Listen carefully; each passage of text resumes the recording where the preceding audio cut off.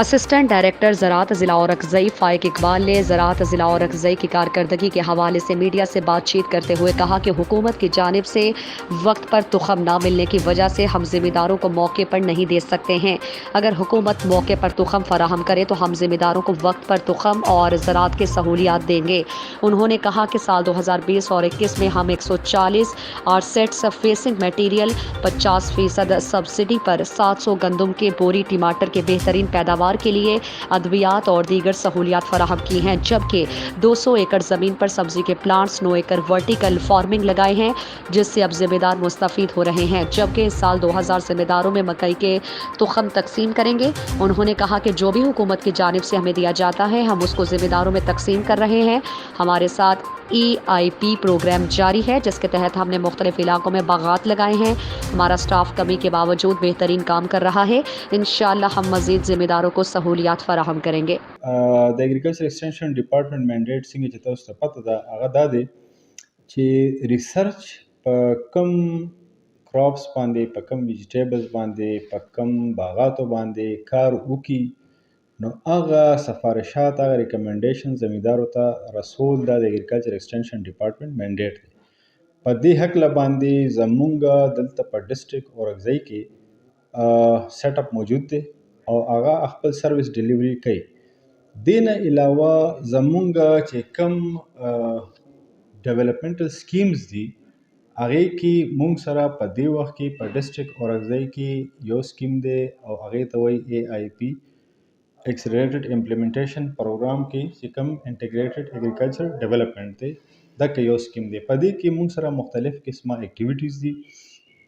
په هغه اکټیویټیز کې باغات لګول دي، په هغه اکټیویټیز کې مونږ سره دلته د سبزیاتو تخمونه ورکول وي، د دې نه علاوه سپری پمپس ورکول دي، دې نه علاوه ورټیکل فارمنګ ورته مونږ وایو هغه پکې کیږي، او ټول کټس چې کم په کار کرونده کې کم اوزار استعمالیږي هغه پکې پرووایډ کیږي.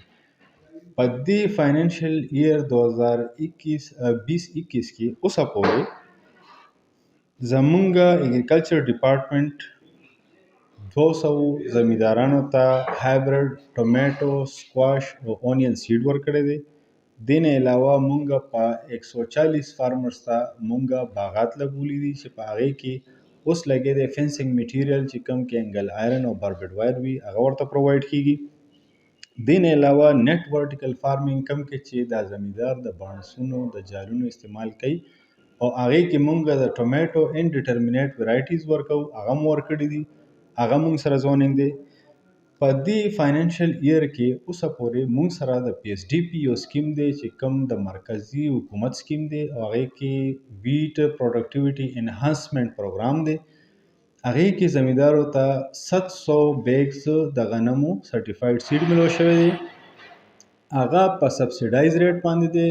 زمیندار د هغې طریقې کار دغه دی چې زمیندار سیډ په پوره پیسو واخلي د ډپارټمنټ نه، سرکاري نرخ باندې چې کوم 2850 او چې کله هغه وکري نو وروستو بیا د مرکزي حکومت نه دې کې د پیسو ریلیز کیږي او هغه ته زمیندارو ته 1200 روپۍ د ایزی پیسا په تھرو د موبایل میسج په تھرو هغه ته واپس شي، یعنی کې دا 50% سبسډي باندې. دې نه علاوه زمونږ ډایرکټریټ لیول باندې یو بل سکیم منظور شوی دی چې هغې ته ایگریکلچر پروموشن آف ایگریکلچر اینڈ هارټیکلچر اکټیویټیز ان مرجډ ایریاز وایي. په هغې کې مونږ د جوارو تخم ورکوو. دې وخته پورې زمونږ ډسټرکټ اورکزۍ دپاره په دې کال کې د 2000 زمیندارو دپاره د جوارو تخم مونږ ته ریلیز شوی دی. هغې کې څه تخم راغلی دی او څه تخم چې کوم دی نو ورځ دوه کې به مونږ ته کمپلیټ شي او په دې تخمونو کې به د اورکزۍ ډسټرکټ تقریبا لر او بر چې کوم علاقې دي 2000 زمیندارو ته مونږ سرټیفاید سیډ د میز رسو. دا تر دې وخته پورې د اګریکلچر ډپارټمنټ اوسه پورې اکټیویټیز دي. تر څو پورې چې د زمیندارو دا ګیله ده یا عام معاشره کې دا یو پرسپشن خور دی چې یاره زمیندار ګیله کوي چې اګریکلچر ډپارټمنټ خپل کار ښه نه کوي، نو زه به دا ووایم چې ښه کلوز ورسره چې څه حده پورې دغه ګیله هم په زیاده وجه دا ده چې علاقه لویه ده د سټاف کمې هم څه ځایونو کې شته.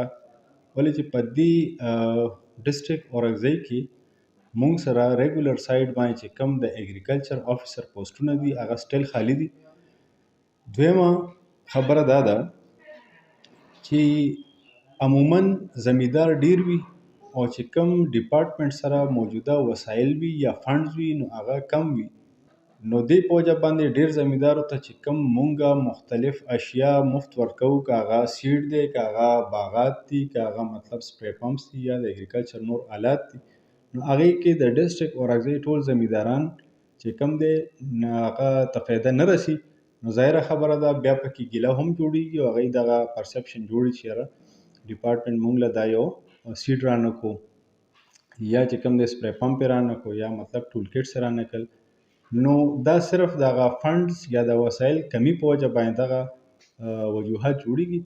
ادروایز چې ډپارټمنټ ته څه راځي، که دغه ای آی پی کې راځي یا که فرض کو بل څه ته ای ډي پي سکیم کې راځي، نو ډپارټمنټ حتی الوسه کوشش کوي چې هغه زمیندارو ته په ټایم باندې ورسوي.